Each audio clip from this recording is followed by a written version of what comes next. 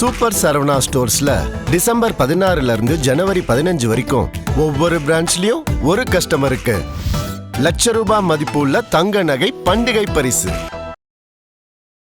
வணக்கம். இது தமிழ் குரலின் சிறப்பு நேர்காணல். இன்றைக்கு நம்மோடு இணைந்திருக்கிறவர் ஃபர்ஸ்ட் லைன் மீடியாவின் முதன்மை ஆசிரியர் மூத்த பத்திரிகையாளர் ஐயா முனைவர் உமாபதி அவர்கள். சார் வணக்கம் சார். புசி ஆனந்த் திடீர்னு ஒரு இதை சொல்லிட்டார், இனிமேல் செங்கோட்டையன் போடுகிற ரூட்டில் தளபதி தலைவர் பயணிப்பார் அப்படின்னு. அவரே போய் அங்கே ஈரோட்டில் பேசுகிறாரு அப்படின்னா செங்கோட்டையன் கேப்சர் பண்ண போகிறாரு, அதுக்கு ஒரு அர்த்தமா இல்லை அவங்க ஊருங்கிறதுனால பேசியிருக்காரா? அது அவங்க ஊர்னால கிடையாது. இப்போ என்னென்னா தளபதி என்ன பண்ணியிருக்காரு அப்படின்னா, தங்க தளபதியோ இதெல்லாம் இருக்கா நமக்கு எதுவுமே தெரியாதையா, பேசாமல் விட்டுறியா, அவர் என்ன பண்ணுறாரோ அதை படி போயிருமையா புஷி அப்படின்ட்டுருக்காரு. ஆமாம் தலைவர், எனக்கே எதுவுமே புரியலை, என்னென்னமோ பண்ணுறாரு, பண்ணி பர்மிஷன் வாங்கிட்டாரு. ஸோ அதுதான் என் மூத்த தலைவர்ன்றது. அவர் போக்கில் விட்டுருங்க, அவர் பாதையில் அவர் ரோடு போடட்டும், நம்ம அதில் வண்டி விடுவோம்னு சொல்லி முடிவு பண்ணி விஜய் சொன்னதுனால இப்போ புஷி ஆனந்தன்னு சொல்கிறாப்புல. இப்போ ஆதவர்ஜனா தான் என்ன பண்ணுறதுன்னு தெரியாமல்.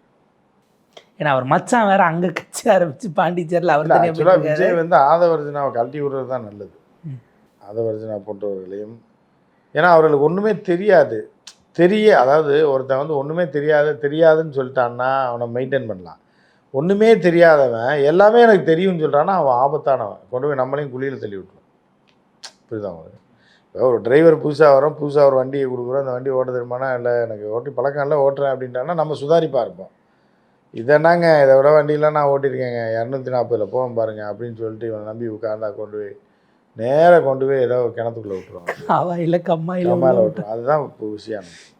புரியுதான்? எந்த கம்மாயில் கொட்டி தள்ள போகிறான்றப்ப அந்த கடைசி நேரத்தில் செங்கோட்டையன் வந்ததுனால விஜய் காப்பாற்றப்பட்டாருன்ற மாதிரியான ஒரு சூழ்நிலை தான் இப்போ இருக்குது. அதனால் புஷி ஆனந்தோ சரி நமக்கு தெரியல, நம்ம எல்லா வசூலையும் போட்டு முடிச்சிட்டோம், பதவியெலாம் போட்டு முடிச்சிட்டோம், ஒரு அளவுக்கு வசூலை போட்டோம், ரெசார்ட்டும் முடிஞ்சுன்னு நினைக்கிறேன். ரெசார்ட் ஒன்று கட்டிகிட்டு இருக்காப்புலன்னாங்க. இனி நமக்கு பிரச்சனை இல்லை, அவரே இருக்கட்டும், நம்ம மரியாதையாக இருந்துக்குவோம் அப்படின்னு நினைக்கிறாப்புல. அப்படி நினச்சாப்புலன்னா அவர் கட்சி ஒரு மாதிரியாக மாறும். செங்கோட்டையன் டிரைவர் சீட்டுக்கு பக்கத்து சீட்டில் உட்காந்தே ஓட்டு. ஆமாம், இல்லை டிரைவிங் இதெல்லாம் லெஃப்ட் சைடில் இது வச்சுருப்பாங்க, யாரை ஸ்லெச்செல்லாம் லெஃப்ட் சைடில் வச்சுருப்பாங்க, பிரேக் ஒன்று வச்சுருப்பாங்க, தெரியுமா? ஏன்னா டிரைவிங் ஸ்கூலில். ஆமாம், டிரைவிங் ஸ்கூலில் வச்சுருப்பாங்க. இப்போ அந்த மாதிரி தெரியாது, இந்த பக்கம் ஓட்டுறவனுக்கு தெரியாது, நம்ம மிதிச்சு தான் வண்டி ஓடுதுன்னு நினச்சிக்கிட்டு இருப்பான். அந்த மாதிரி தான் இப்போ செங்கோட்டையன் டிரைவிங் ஸ்கூல் மாதிரி தான் இப்போ இருக்கார். தாவேக்காவோட டிரைவிங் ஸ்கூல் அவர் தான் இப்போ ப்ராக்டிஸ் கொடுத்துட்ருக்காரு. இதுக்கு நடுவில் தாவேக்கா அலுவலக வாசலில் தாவேக்காவினரே ஒரு போராட்டத்தை நடத்தியிருக்காங்க.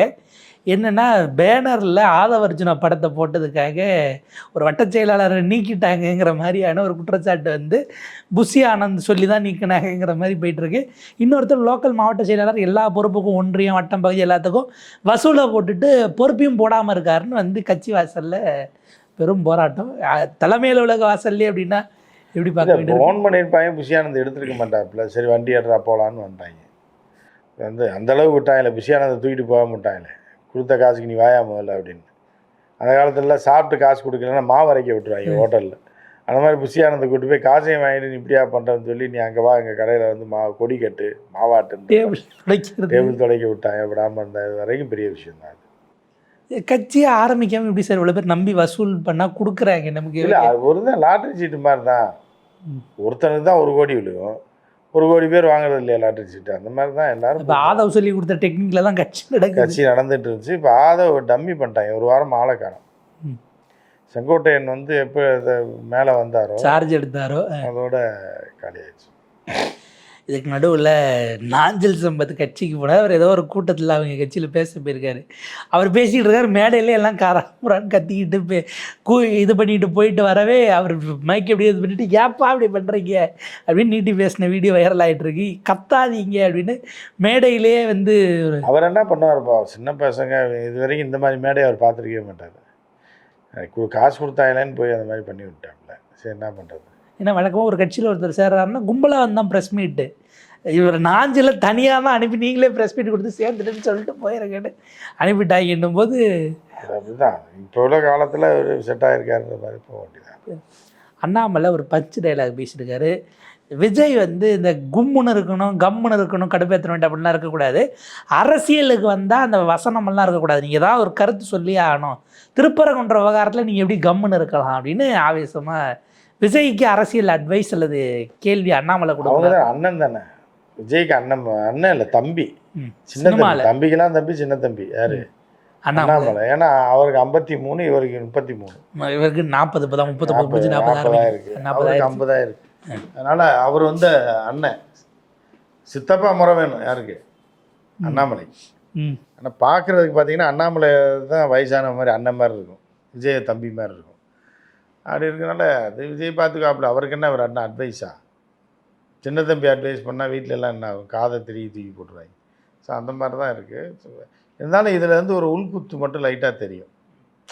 என்ன இருந்தாலும் எங்கள் ஆள் தான் விஜய் அப்படின்ற ஒரு தோரணையில் அட்வைஸ் பண்ணியிருப்பார். ஏன்னா அவருக்கு பிறகு தான் இவரும் சினிமா நடிக்க வந்தார். அந்த கன்னடா படத்தில் நடிச்சதுங்கிறத பார்த்தாலும் ஜூனியர் தான், இவருக்கு ஜூனியர் ஹெச் ராஜான்னு இருக்காரு. ஹெச் ராஜா வந்து இப்போ சுந்தர்சி பேசிகிட்டு இருக்காங்க அரண்மனை 5க்கு போடுறதுக்கு. பேய் ஓட்டுறவராவா போடுறதுக்கு. நான் அவர் லேடிஸ் பேய் தான் போடுவார், இல்லை பேய் ஓட்டுறதுக்கு தான் அது மாதிரி போட்டிருக்காரு. ஏன்னா அந்த மீசை ஈஸி அப்படியே வச்சுருக்கேன். என்ன முதல்ல ஃபோன் பண்ணியிருக்காப்புல சுந்தர்சி, வாழ்த்துக்கள். நான் யாருன்னு இவர் சுந்தர்சின்னா யாருன்னு தெரியல. குஷ்பு இருக்கு, ஆமாம்மா அப்படின்ட்டு இருக்காரு. அவங்க ஹஸ்பண்டு தான் பேசுகிறாங்க. சொல்லுங்கண்ணே அந்த மீசையை வச்சுருங்கண்ணே, கீழே போட்டுறாதீங்க அப்படின்னு. ஆனால் அப்போ சொல்லியிருக்காரு, இல்லை தம்பி அவங்க வாடகை கொடுத்த வாங்கிட்டு போயிட்டானே, யாருன்னு ஆளை பிடிங்கண்ணே, கொண்டு போய் எரிச்சிடுவாங்க மீசையை, அதை வச்சுருக்க சொல்லுங்கள், நம்ம அடுத்து ஒரு வாய்ப்பு இருக்குண்ணே அப்படின்ட்டு இருக்காரு. அப்படி ஆச்சுன்னா அவன் ஃபோனை போட்டு, தம்பி அந்த மீசையை எடுத்து வச்சுரு, வித்துறாத, வாடகை கூட நான் தந்துடுறேன் அப்படின்ட்டு எடுத்து வச்சுருக்காங்க. அரண்மனை 4, 5 அதில் கமிட் பண்ணலான்னு இருக்காங்க. அவரை போட்டு உள்ளே கொண்டு வந்து பேய் விரட்டுற மாதிரி சூளத்தோடு உட்காந்து அந்த மாதிரி. அது 29 எலெக்ஷனுக்கு அந்த படத்தை ரிலீஸ் பண்ணி ஓட்டி கேட்பாங்க. இதுக்கு முன்னாடியே சுந்தர்சி 15 நாளில் படம் எடுத்துருவாங்க. அது கரெக்டு தான். ஒரு ஜனவரியில் ஆரம்பிச்சு ஒரு பங்களா மட்டும் எடுத்தாங்கன்னா வாடகைக்கு கரெக்டாக பங்களா எடுத்து வச்சிருப்பாப்புல. பங்களா இவர் சீனை ஓடுற சீனை மட்டும் இவரை எடுத்து போய் எடுத்து 4 காமெடி சீனை ஆட் பண்ணி விட்டாங்க சந்தானத்தை. முன்னாடி ஏதாவது படம் எடுத்துட்டு நடுவில் காமெடி ட்ராக்கர் தனியாக எடுத்து உள்ள சேர்ப்பாங்க எல்லா இடத்துல. அந்த மாதிரி இவரை திருப்பரங்குன்றத்தில் வச்சு ஷூட் பண்ணிக்க வேண்டியது. மீது படம்லாம் அரண்மனையில் இருட்டான நேரத்தில் போய் ரூமுக்குள்ளே வச்சு ஷார்ட் பண்ணி எடுத்துவிட்டு அதை எடுத்து உள்ளே போட்டோம்னா போயிடும் அப்படிங்கிற மாதிரி. ஏன்னா அவர் ரியாக்ஷன் எல்லாம் பயங்கரமாக இருக்கு. யாரையோ ஒருத்தனை கழுத்தை வெட்டுறாரு. அது பார்த்தீங்க அப்படின்னா என்ன, இந்த பள்ளிவாசலில் இது வச்சு அது என்ன மயில் இறங்க வச்சு மந்திரம் சொல்லுவாங்க, அந்த மாதிரி இருக்கு. அருவாலை வச்சு வெட்டுறது ஒரு வேகம் வேணாமா, இப்படி வச்சு இப்படின்றாரு. முருங்கை மரம் கூட வெட்ட முடியாது சார். சாம்பிராணி போடுறதும் ஹெச் ராஜா அருவாலை வச்சு வெட்டுறதும் ஒரே மாதிரி இருக்கு. ஒரு 50 ரூபா தட்டில் போட்டிங்கன்னா கொஞ்சம் சாம்பிராணி போட்டு இப்படி ஊதி விடுவாங்க. இந்த மாதிரி தான் வெட்டுறாரு அருவாலை வச்சு. என்னன்னு டேரக்டர் எடுத்தான கடைசியில் வடிவேலு சாம்பார் போட வந்து ஊதுரான்னு ஊதி மொத்தமாக பற்றிக்கிச்சின்னு பஞ்சு கடையை பற்ற வச்சு. இப்போ ஹெச் ராஜா வந்து மோஸ்ட் வாண்டடாக இருக்காப்புல கோடம்பாக்கம். இல்லைன்னா இப்போ விஜயும் போன பிறகு அஜித் அங்கே போயிட்டாரு. இவர் வந்து பேய் ஓட்டுறதுக்கு இது லாரன்ஸ் கூட பிளான் பண்ணியிருக்காங்க. காஞ்சனால இவர் இறந்துட்டாப்புல இல்லை யாரு, நம்ம அந்த காமெடி ஆக்டர் மயில்சாமி, அதுக்கு மேலே ஹெச் ராஜா போட்டுடலான்னு பார்க்குறேன். ஏன்னா அவர் இதில் சில படத்தில் ஆம்பளை பேயும் எடுப்பாப்புல. இல்லை பேயா ஹெச் ராஜா பேயா போட மாட்டாங்க, பேய் ஓட்டுறவனா தான் போடுவாங்க. மலையாள மாதிரியன் கொண்டை மட்டும் வச்சு விட்டாங்கன்னு வைங்க ஹெச் ராஜாவுக்கு முன்னாடி. இந்த நம்பூதிரி கொண்டை வச்சு சூப்பராக இருக்கும், கெட்ட கலக்கலாக இருக்கும். வச்சு பேய் ஓட்டுற மாதிரி ஒரு சீனை போட்டாங்கன்னா படம் பிச்சுக்கிட்டு போகும். விவேக் சொல்கிற மாதிரி எப்பா அசிஸ்டன்ட் டைரக்டர்ஸ் நோட் பண்ணுங்கப்பா பின்றாங்கப்பான்ற மாதிரி ஐடியா கொடுக்குற மாதிரி இருக்கு. இல்லை அவர் ஹெச் ராஜா இறக்கி விட்டால் இப்பயும் மாறி. இப்போ நம்மகிட்ட பணம் இல்லை. இப்போ இந்த படத்தை நம்ம ஃபஸ்ட்டு படத்தை ரிலீஸ் பண்ணிட்டோம்னா கூட ஹெச் ராஜா மெயினாக வச்சு பண்ணலாம், நல்லா சம்பாதிக்கலாம். பேன் இண்டியாவுக்கே கொண்டு போகலாம். ஏன்னா பேய் வந்து எல்லாம் உலகம் பூரா ஒன்று தான். நீங்கள் வெள்ளைக்கார பேயும் வந்து இப்போ பெயிண்ட் அடித்து ரத்த வெள்ளத்தில் தான் இருக்கும். தமிழ்நாட்டு பேய் எல்லா பேயும் வந்து ஒரு மூஞ்சியே தெரியாது. அது லிஃப்ட்டில் 4 நம்பர் இருக்காது, 10 நம்பர் இருக்காது வந்து பேய் இருக்கும். எல்லாம் மலேசியாக்காரங்க வந்து எல்லாரும் பார்ப்பாங்க. ஹெச் ராஜா வந்து ஒரு ஸ்டாராக வர்றதுக்கு வாய்ப்பு இருக்குது. அதை நம்மளே பண்ணலாம். இன்டர்நேஷ்னல் ஃபிலிம் ஃபெஸ்டிவல் கூட அனுப்பலாம். ஏன்னா அவங்க வந்து இப்போ அமெரிக்காலாம் பேய் ஓடுறதுக்கு சிலுவையை காட்டுவாங்க. ஆமாம், அப்பால செய்தாரே நம்ம ஆட்கள் டப்பிங்கில் கொண்டுருவாங்க. அதை அவன் வேற ஏதோ சொல்லுவான். இவங்க வந்து அப்பாலா போசாத்தானன்ற மாதிரி ஹெச் ராஜா வந்து வேற ஏதாவது ஒரு பொருளை கையில் கந்தன்மலையில் வேலை வச்சிருப்பாரு, குங்குமம் வச்சு அந்த ஜீப்பை பார்த்தாலே பேய் ஓட்டுற ஜீப் மாதிரி தான் இருக்கு. ஆனால் அந்த டைரக்டர் பழி வாங்கி விட்டாப்புல ஏதோ ஒரு இடத்துல செக் வச்சுருவாங்க. மதுரைக்காரங்க வேற லெவலில் அந்த ஜீப்பு எங்கே கிடந்துச்சுன்னே தெரியல, குப்பையில் கிடந்தது. இந்த இதில் ஒரு எடைக்கு போட்டு வச்சுருப்பாங்க. அதை கொண்டு போய் ஆட்டோ என்ஜினை மாட்டி கொஞ்சம் நகர்ந்தா போதும் ஒரு ஷாட்டு தானே எடுத்துருக்காங்க. பிறகுட்ட இந்த சைக்கிளை கொடுத்து ஓட்ட விட்டாங்கல்ல இந்தியன் அந்த மாதிரி இந்தியன் டூவில் ஜீப்பை கொண்டு வந்து கொடுத்து அதில் வேகமாக வர்றாரு. அவரே ஓட்டிட்டு வந்து இறங்குறாரு. இறங்குறது ஆங்கிள் வைங்கன்னா வேட்டி கடியில் கேமரா கொண்டு வச்சுருக்காங்க. புரியுதா அவங்களுக்கு வச்சு என்னென்னமோ பண்ணி தொலைச்சிருக்காங்க. இப்போ அடுத்து சுந்தர்சி எப்படியும் ட்ரை பண்ணுவோம். இப்போ ஃபோன் பண்ணியிருக்காப்புல கால்ஷீட். ஏன்னா அவர் கடுப்பாகி போயிடுச்சு.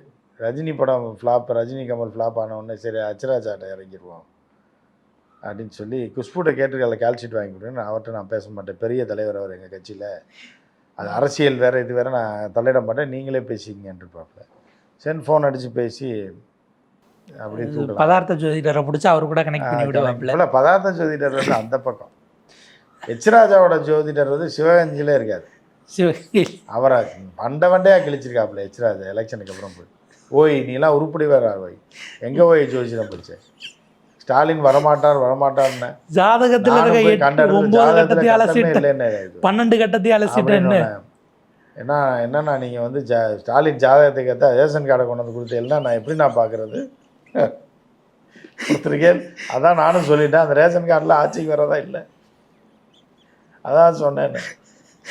நீ எல்லாம் சொல்லாதையா அப்படின்னு சொல்லி பயங்கர சண்டையாயிருக்கு. அதுக்கப்புறம் அவர் தான் கணிச்சு சினிமாவில் உங்களுக்கு பெரிய எதிர்காலம் இருக்கு அப்படின்னு சொல்லி தான் இப்போ அவர் தான் ஏற்கனவே சொல்லியிருக்காரு, நீங்கள் வந்து இதில் ஜெயிப்பீங்க எம்பி. நான் நிற்கவே இல்லையான்னு, ஒரு நாளை ஜெயிப்பீங்கன்னு இதெல்லாம் நம்பி இருந்திருக்காரு எச்ராஜா இத்தனை வருஷம். அப்புறம் நம்பி கடைசியில் மு க ஸ்டாலின் வரமாட்டாருன்னு சொன்னதை தான் சொல்லி அசிங்கப்பட்டதோடு அந்த ஜோசியை மூஞ்சிட முடியும். அவங்க ஜாதிக்காரன்ட்ட பூரா சொல்லியிருக்காங்க, அவளை கூப்பிடாதீங்க, மகா மோசக்காரராக இருக்கா, பூரா சொல்வது பூரா பொய், ஆமாம் என்னை அவமானப்படுத்திட்டார் அப்படின்னு இப்போ யாரும் கூப்பிட்றது இல்லையா அந்த ஜோதிடர். அவர் என்ன சொல்கிறாருன்னு, நீ ஒழுங்கு ஜாதகத்தை மு க ஸ்டாலின் ஜாதகம் ரேஷன் கார்டை கொடுத்தேன்னு நான் எப்படி பார்க்குறது, அப்படி தான் சொல்ல முடியும், போறையா சொல்லுது நீ ஊற்றவான்ட்டு இருக்க. அதோட வந்தவர் தான் போனதாக இருக்குது. பாவம் சார், இது அடுத்த கட்டத்துக்கு எப்படி போகணும் உங்கள் நேரத்துக்கு பொறுத்தளவுக்கு மிக நன்றி சார்.